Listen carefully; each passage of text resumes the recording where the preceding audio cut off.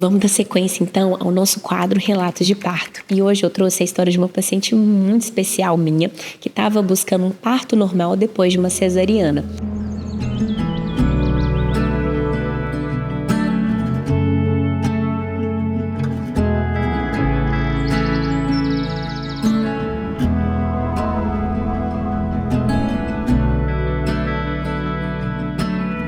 Para quem não sabe, é possível você ter sim um parto normal depois de uma cesárea. Apesar de na cultura brasileira isso ser uma coisa assim de outro mundo, ou até aquela máxima, uma vez cesárea, sempre cesárea. Mas não é bem assim, tá? E a Laura, ela é uma mulher muito informada e ela veio já com todo esse desejo já na primeira consulta. E o que me surpreendeu, o que me deixou assim, muito feliz em acompanhar ela, foi que ela tinha consciência de todas as fases do parto, ela já havia estudado muito sobre, e ela falou uma coisa que me marcou muito, que foi assim: Marcinha, eu não quero que o meu parto seja rápido, porque eu quero viver cada etapa. Porque no primeiro parto dela, ela tinha sido vítima de uma violência obstétrica. Ela teve uma cesárea desnecessária, mal indicada, ela não foi assim convocada à tomada de decisão. E quando a gente vai ver esse histórico pregresso dessa indicação dessa cesárea, realmente tem algumas pontas soltas. E aí, nessa segunda vivência, ela decidiu ressignificar isso. Sexta-feira, lá pelas 16 horas da tarde, senti uma fisgada na barriga e um pouco de líquido escorrendo. Fui ao banheiro e desconfiei que seria o tampão. Conversei com a equipe toda e até desconfiamos que poderia ser a bolsa. Vida que segue. Fui para a academia, supermercado, restaurante e aquele líquido continuou saindo de pouquinho em pouquinho junto com o tampão. E aí eu quero fazer um comentário nesse ponto em específico, que não são todas as pacientes que vão poder, por exemplo, a bolsa rompeu, vão poder ter esse tempo de aguardo ao trabalho de parto. Eu digo isso principalmente para as pacientes que vão para contexto de plantão. Vocês devem seguir o que o protocolo da instituição recomenda. Então, se vocês não têm um profissional técnico te acompanhando, não façam isso. É o famoso não façam isso em casa. Mas é porque essa paciente tinha uma equipe toda técnica ao dispor dela, ao redor dela durante todo esse processo.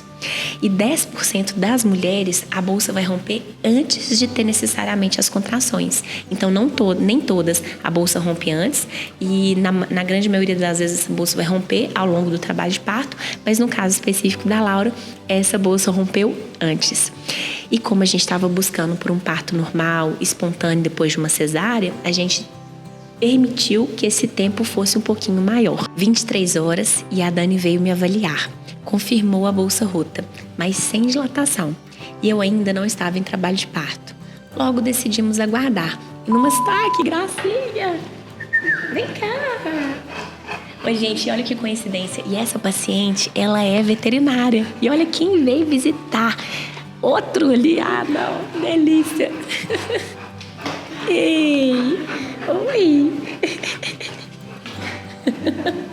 23 horas e a Dani veio me avaliar.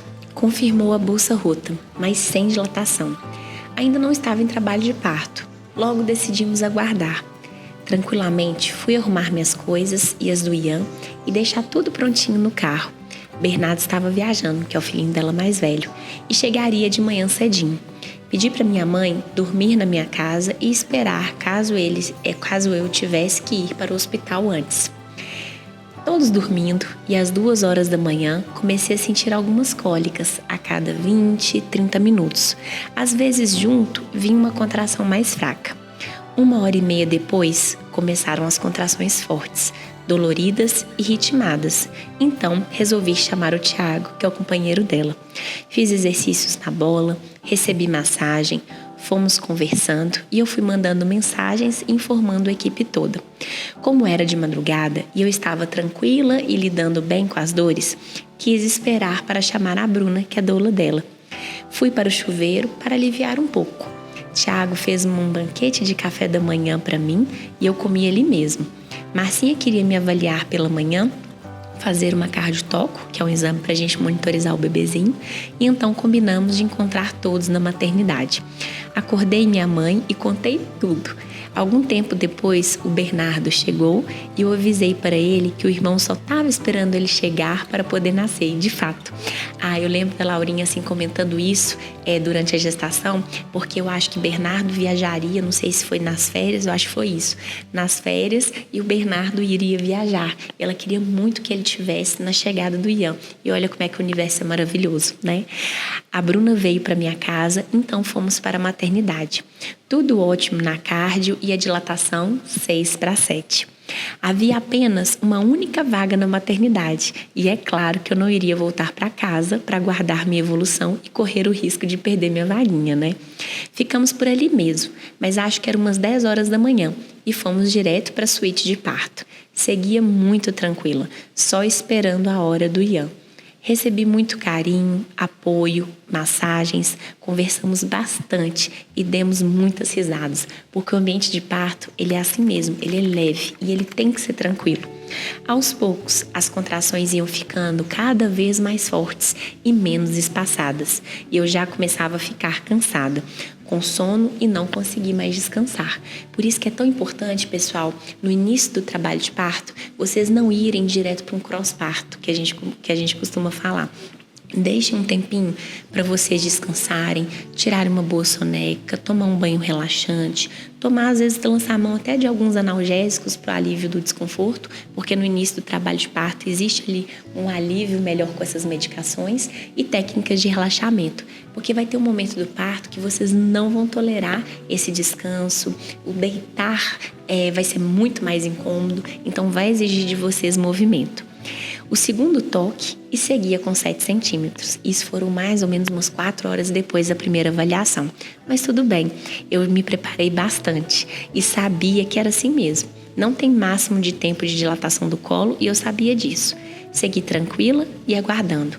Todo mundo sempre comentava que eu estava plena e muito calma. E estava mesmo. E como ela sonhou muito para viver isso que ela viveu, trouxe para ela uma felicidade de estar praticamente realizando o sonho e ressignificando uma história. Na parte da tarde, não me lembro que horas, a gente perde a noção do tempo, né?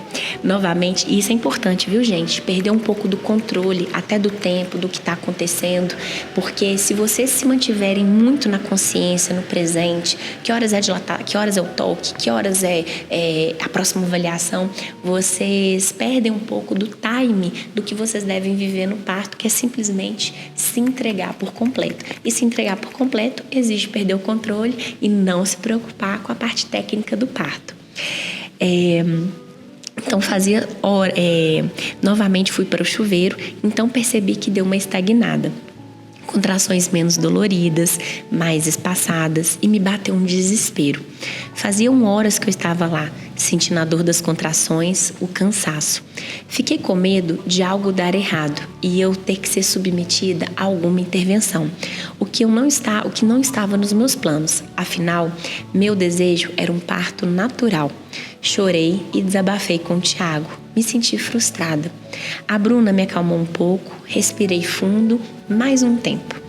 Mas o desespero voltou e eu ficava pensando que não estava evoluindo, que talvez precisasse de ocitocina ou alguma outra coisa que eu não queria isso de forma alguma. Conversei com a Marcinha e decidimos que ela iria fazer um novo toque. E isso foi 4 horas depois. Então a gente chegou, fez uma avaliação na admissão da maternidade. 4 horas depois avaliamos, estava a mesma dilatação. 4 horas depois, mesma coisa. E então poderíamos pensar no próximo passo. O colo estava da mesma forma. E ela sentiu que a cabeça do Ian, a minha bolsa, aí ela conta que a bolsa tinha rompido alta. Isso às vezes acontece, viu, gente? Porque quando a bolsa rompe, ela pode romper de 2 maneiras, basicamente. Rompe de uma vez e sai aquela poça no chão que ninguém tem dúvidas que a bolsa rompeu.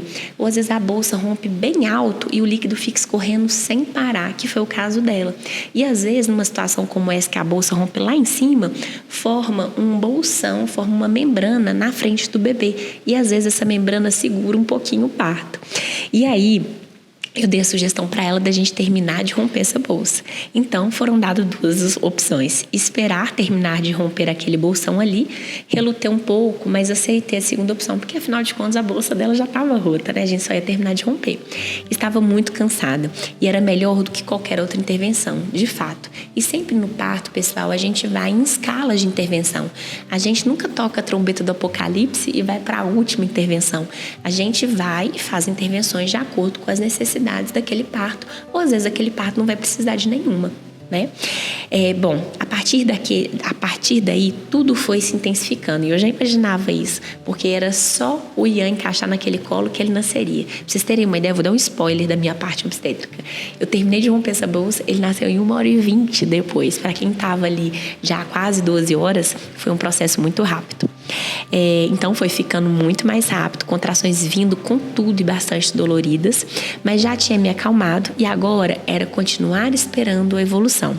Fui para a banheira, a água quente já não ajudava tanto, mas fiquei confortável ali, já que não dava mais conta nem de sair. E de fato, vai ter um momento do parto que vocês vai ter uma tendência a ficar mais paralisadas. Então por isso que a equipe é importante para trazer esse convite à mudança de posição ou a se manter em alguma posição que seja mais confortável. O ambiente estava acolhedor, com varal de luzinhas, fotos nossas e frases de afirmação positiva. A cada contração, eu pensava que eu não aguentaria uma próxima. Depois pensava que a cada contração era uma contração a menos e 2 neurônios que me sobraram ficaram brigando entre eu não consigo mais com eu consigo sim, já cheguei até aqui e vou até o fim. Comecei a sentir meus puxos. Meu Deus, que loucura! Uma força descomunal e incontrolável. Eu falava, não aguento mais e pensava, quero desistir. Abre parênteses, desistir não sei mais o que é, né? Ian já estava na portinha já. Passaram 1000 coisas pela minha cabeça. Arrependimento, analgesia e até cesárea.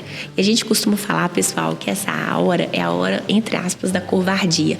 É a hora que todo mundo pede pra ir embora, é a hora que todo mundo pede pra fazer cesárea. Depois eu vou contar essa história pra vocês, uma paciente que me pegou no braço, que não foi a Laurinha, e falou assim, pelo amor de Deus, me leva pra sua casa, no meio do parto. Eu falei, olha, espera esse neném nascer, que depois você vai lá na minha casa me visitar. Mas é desse jeito, viu, gente? A gente quer fugir, mas vai dar tudo certo, tá?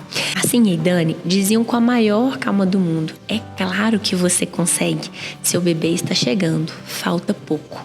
A Bruna não soltava da minha mão e me acalmava também. Coloquei a minha mão e senti a cabecinha do Ian. Mais um puxo e ele não saiu. Lembro de dizer que estava com ele preso e que não ia nascer. E é assim mesmo, pessoal, o bebê vai descendo devagarzinho mesmo. Imagina só se numa força o bebê nasce. Lacera muito mais. Então é importante que o bebê vá descendo e vá acomodando no canal de parto. Enfim, saiu a cabeça. Eu estava de cócoras. Não conseguia decidir se levantava, se sentava. Uma força me puxava para cima e outra para baixo. Diz o Tiago que eu estava fazendo igual o saquinho de chá. Subindo e descendo na água, a cabeça da criança. Mas, gente, a cabecinha do Ian chegou a encostar um pouquinho na água mesmo, mas não ficou essa de subir e descer não, tadinho. Alguém me disse, pode gritar ajuda. E eu concentrei na respiração, acatei a ordem e finalmente Ian nasceu. Marcinha amparou e entregou para o Tiago. Ali ficamos, nós 3, no nosso mundinho, cheio de ocitocina, amor e uma sensação de dever cumprido. Obrigada, Marcinha, você está no meu coração para sempre. E digo mesmo, a sua história, assim, ela foi maravilhosa e ela serve, assim, para poder incentivar ainda mais mulheres a buscarem por informação, por outras vias de parto e sair desse obscurantismo de uma vez cesárea, sempre cesárea. E como eu costumo falar para vocês, sempre é uma honra, porque essas trocas, elas me engrandecem muito, não só do ponto de vista profissional, mas também pessoal, porque a coisa mais linda que tem é ver uma mulher parindo. Isso me traz ainda mais força para seguir em frente. E é isso, pessoal. Estou muito feliz. Finalizando mais esse relato de parto, vão mandando lá no e-mail da Rede Florear, que à medida que os relatos de partos vão chegando, eu vou trazendo mais para vocês. Quem gostou do meu vídeo, então, me segue aqui no canal, ativa as notificações e dá o seu like.